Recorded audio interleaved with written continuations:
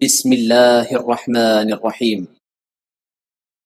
السلام علیکم ورحمۃ اللہ وبرکاتہ۔ الحمد للہ وکفى وسلام علی عباده الذین اصطفى اما بعد۔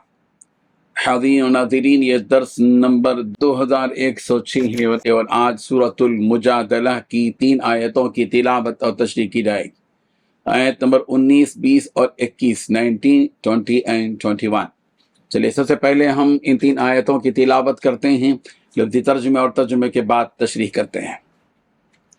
اعوذ باللہ من الشیطان الرجیم، بسم اللہ الرحمن الرحیم۔ استحوذ علیہم الشیطان فأنساهم ذکر اللہ، اولئک حزب الشیطان،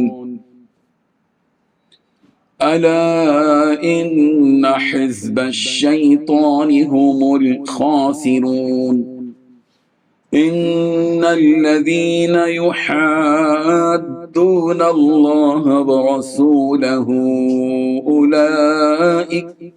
أولئك في الأذلين، كتب الله لأغلبن أنا ورسلي، ان اللہ قوی عزیز، صدق اللہ العظیم۔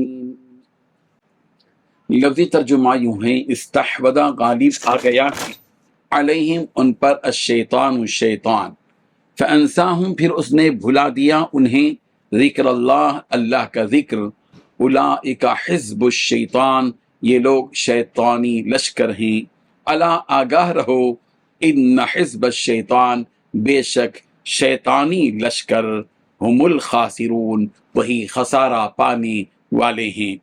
ان الذین بے شک وہ لوگ جو یحادون اللہ ورسولہ اللہ اور اس کے رسول کی مخالفت کرتے ہیں، اولئک وہی لوگ ہیں جو فی الاذلین ذلیل ترین لوگوں میں سے ہیں، کتب اللہ اللہ نے لکھ رکھا ہے، لأغلبن کہ ضرور غالب آؤں گا، انا میں، ورسولی اور میرے رسول، ان اللہ بے شک اللہ قوی قوی ہے، عزیز نہایت غالب۔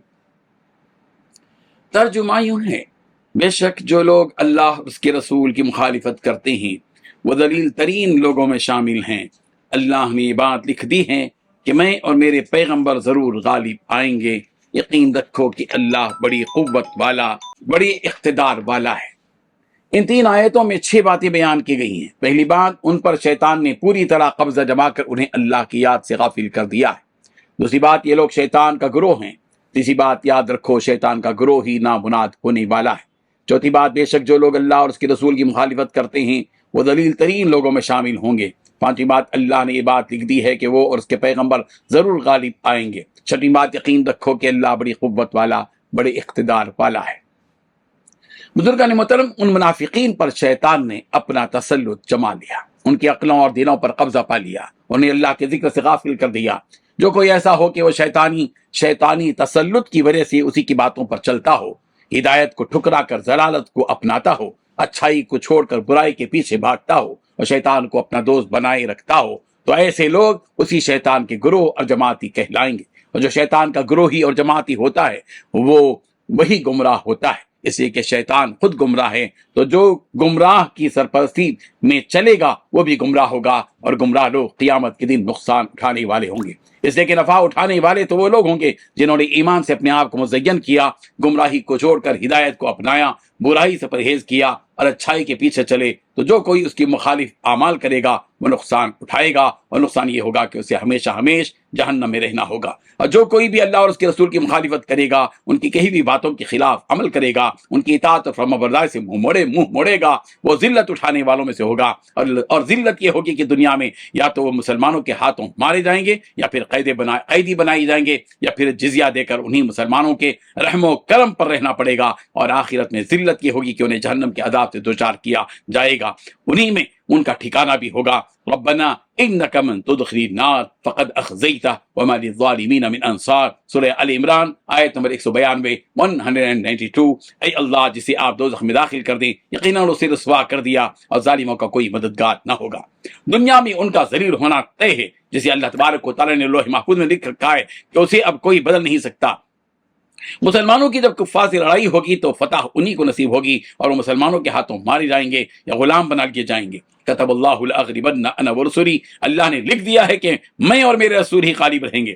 سورہ صافات کی آیت نمبر 171 تا 173 171 to 173 اللہ تبارک نے فرمایا وَلَقَدْ سَبَقَتْ كَلِمَتُنَا لِعِبَادِنَا الْمُرْسَلِينَ إِنَّهُمْ لَهُمُ الْمَنْصُورُونَ وَإِنَّ جُنْدَنَا لَهُمُ الْغَالِبُونَ، ہم پہلے ہی اپنے پیغمبروں کے بارے میں بات طے کر چکے ہیں کہ یقینی طور پر ان کی مدد کی جائے گی، اور حقیقت یہ ہے کہ ہمارے لشکر کے لوگ ہی غالب رہتے ہیں۔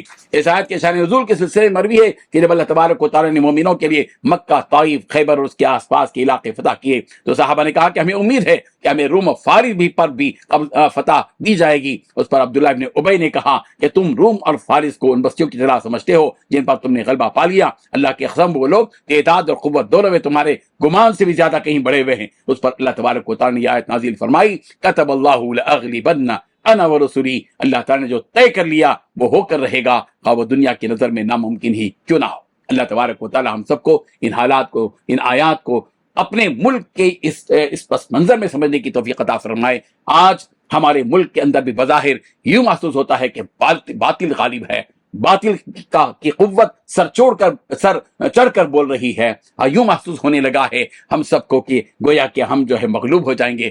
حقیقت ایسی نہیں ہے، حقیقت یہ ہے کہ جو ایمان کے دامن کو تھام لیتا ہے وہی غالب رہتا ہے، رسول کے دامن کو جو تھام لیتا ہے وہی غالب ہوتا ہے، جو دین کو اپنا لیتا ہے وہی غالب رہتا ہے۔ یہ خدائی قانون ہے، دستور ہے۔ اللہ تبارک و تعالیٰ اس حقیقت کو سمجھنے کی ہم سب کو توفیق عطا فرمائے۔ آمین۔ وآخر دعوانا ان الحمد للہ رب العالمین۔